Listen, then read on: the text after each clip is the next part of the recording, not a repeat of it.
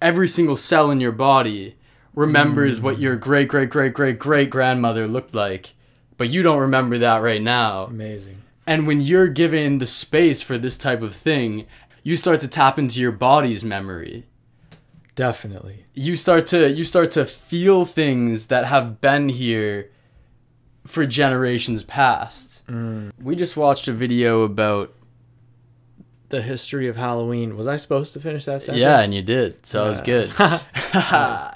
But what was most fascinating to both of us was the Celtic tradition, like really the roots of Halloween, and the fact that it was the celebration of the turning of seasons from fall to winter, fall being the harvest, winter being the time of year where things seem to die or go to sleep.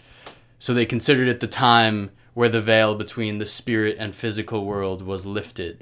That had us thinking about like ancestry and your ancestors and how you can generally like connect with your ancestors during that time. With what we've been learning in general, we feel like that's becoming more and more of an important thing to our lives. So we found this video.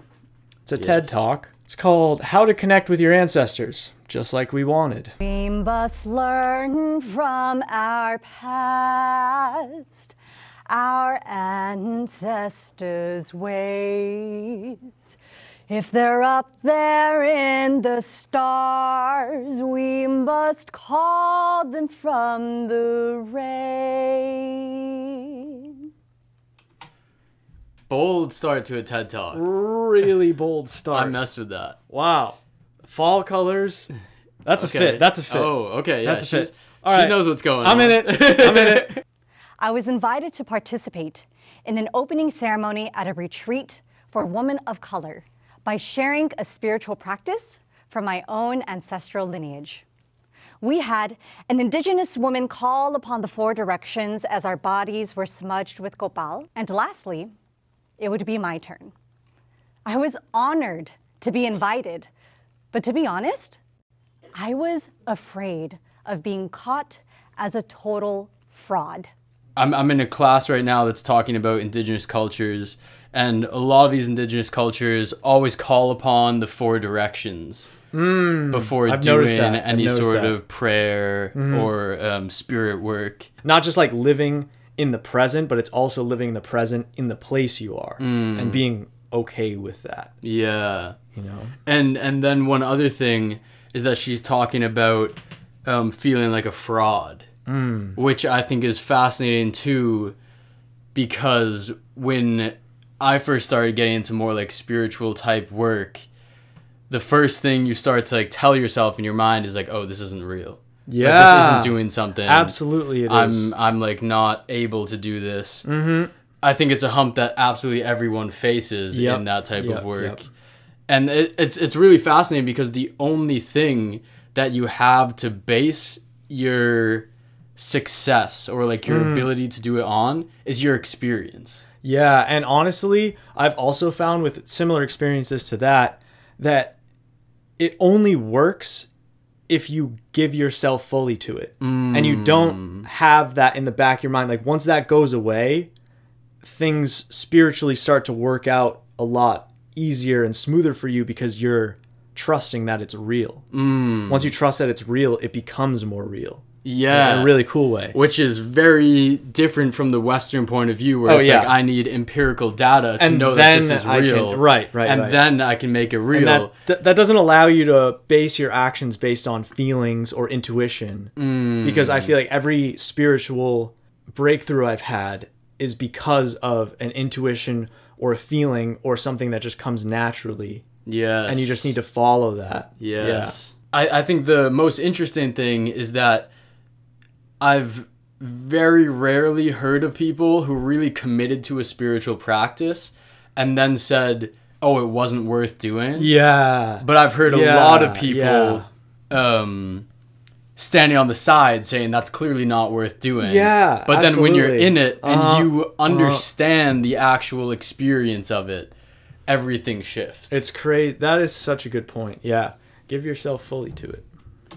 As an American-born citizen, what medicine do I have to offer from my ancestors?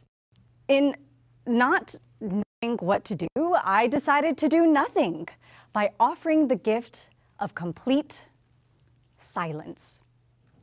But let's call it meditation to sound more spiritual, shall we? 10 minutes for us to simply reconnect with the land and our breath, coming to find in that moment it was exactly what the space needed.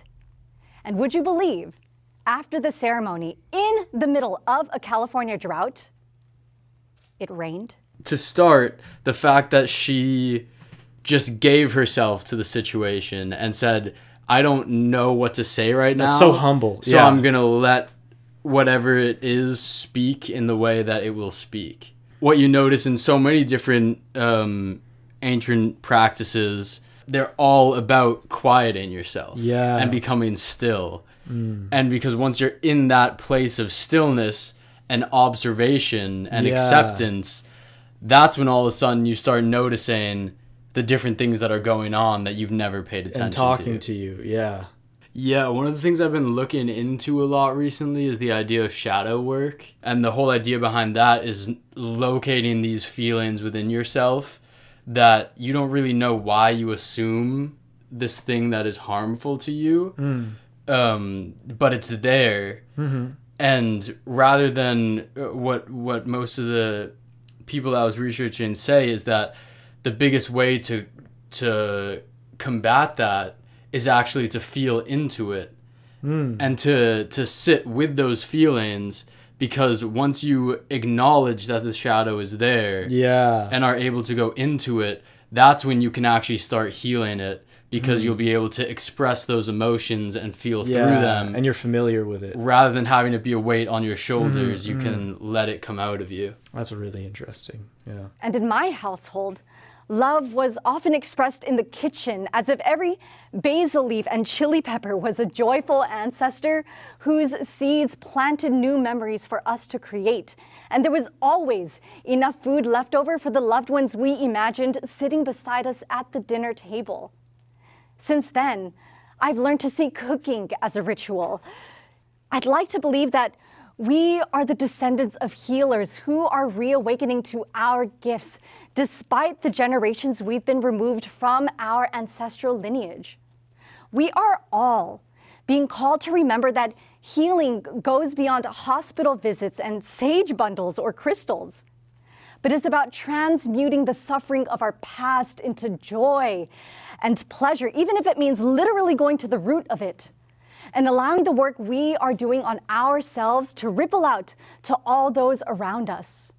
I think that was beautiful, the way that she said, when we go into that work on our own, it ripples out into the people around us. Yeah. Because we also become more sensitive to what it could be inside of other people. Yeah. And the same type of weight that they've been carrying. And also, like, the energy that you're giving off is always being felt by the people around you. That's such, like, a huge thing that I've been noticing more and more, is that, like, if I'm giving off positive energy or just, like, joyful energy, that's always reflected even ever so slightly, like in my external environment with like people around, and like they always notice that. And if I'm like lower or like reflecting negative energy, it's so unlikely that it'll turn into a nice social situation. And the fact that you inside of yourself have that power. And it's not like something that you just in that moment. I mean, I'm sure there are some like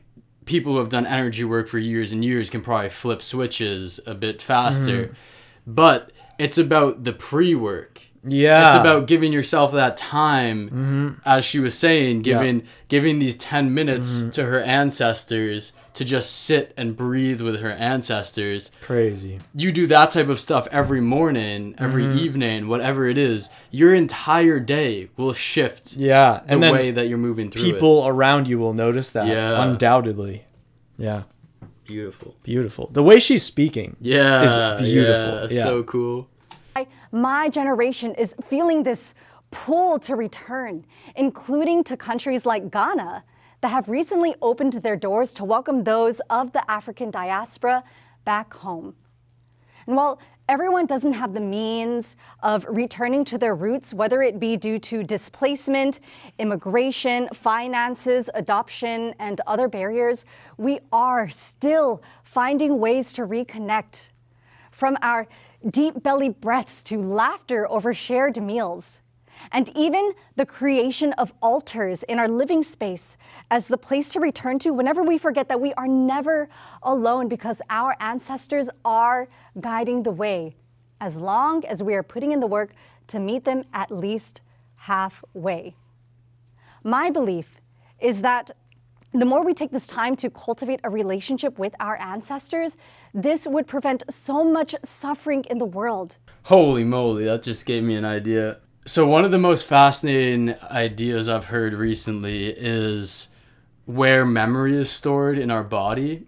Oh, because yeah. people will say, like, we have all these memories that are quick to access in our brain, but there are, every single cell in your body remembers what your great-great-great-great-great-grandmother looked like, but you don't remember that right now. Amazing. And when you're given the space for this type of thing, and you're doing work with energy is such like a mysterious word, but it's really like the emotions and like the vibration and the rhythm within you that's always there. Yeah. But tapping into those things, you start to tap into your body's memory. Definitely. You start to feel things that have been here for generations past. And I think that's where you can get into some of the really magical stuff that she's talking about meeting ancestors halfway, because you're giving that space to feel into your body, to feel into that ancestral DNA, that knowledge from just all of evolution. That's some stuff. That's beautiful. That's beautiful. As the brutal history of colonization. Our practice must also include that we in this room are currently on occupied, stolen land of the Tongva people. Because ancestors are not just of our bloodline either. Oh, man. Bro. She's got it. This just totally encapsulated how I've been feeling about like belonging here and feeling like I want to connect with the ancestry of this place, which might not be my bloodline. Like figuring out who occupied this space, like what their traditions were, respecting that in any way I can. Because the people who lived in that space learned to live in that space before technology, before they could ship food around the world. And they just did it better. They just did it better. They just did it all without all of this external stuff that just takes so much fossil fuelage and all of these issues. So if we look at the ancient wisdoms of how people lived here, another thing about bloodline is that can be expanded into different plants, animals, because we didn't just evolve on our own. Oh my gosh. There's a Joy Harjo line. Yeah. That says, Poet laureate. She's really cool. She's my favorite poet. It's like, human ancestors are not your only ancestors. And I saw that line, I was like, oh my gosh, you're so right. Think about the fact that we are only here because our ancestors were eating food. Food is plants that were grown. Plants became the cells in their body. Which is now the cells in our body. Created us. Yeah. We are literally made of the plants around us. Yes. Made of the air around us. Yeah. The water, like... Oh, is anyone else getting chills? Oh, happy Halloween. And while many people may believe in reincarnation, like myself, this doesn't give anyone the right to claim someone else's culture as their own, just because you may think you were Native American in your past life.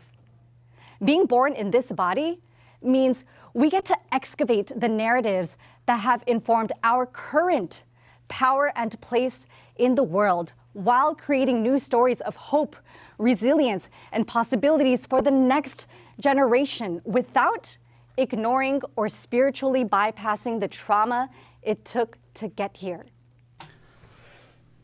Bars, bro. She's going in. So sick.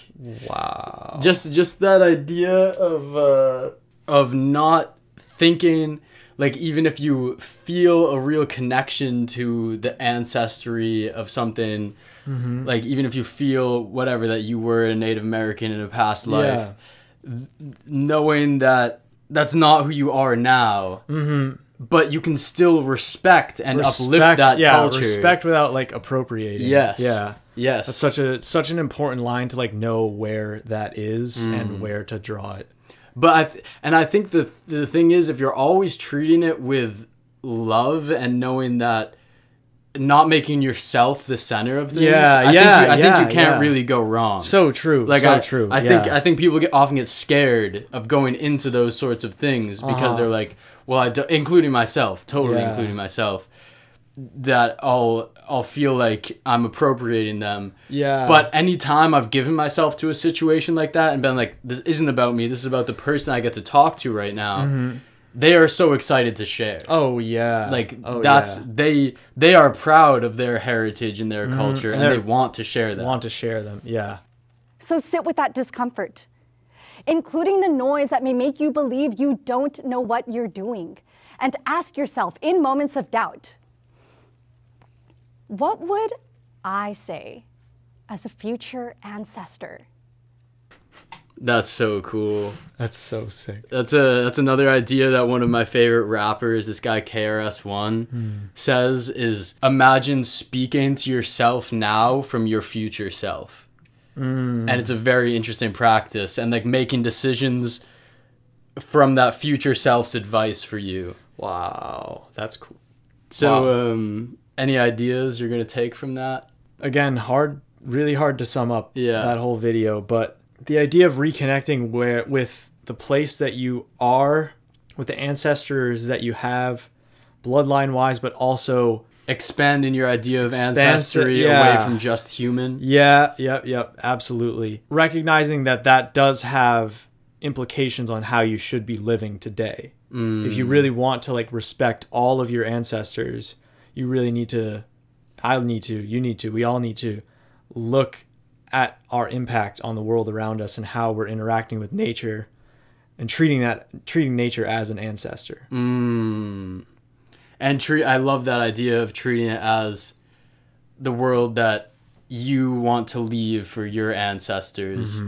So neat. Things to reflect on in this Halloween beautiful season. Yeah. All right. Maybe do a little. Halloween is also a full moon this year. Oh my. So things are gonna get wacky. So on Halloween, great time to do a prayer to your ancestors. Yeah, give some thanks. Give some space. Give them that silence. Breathe with them. Definitely. Go out in nature. See what happens. That's all right. Be Much open love. to it. Much love. Peace.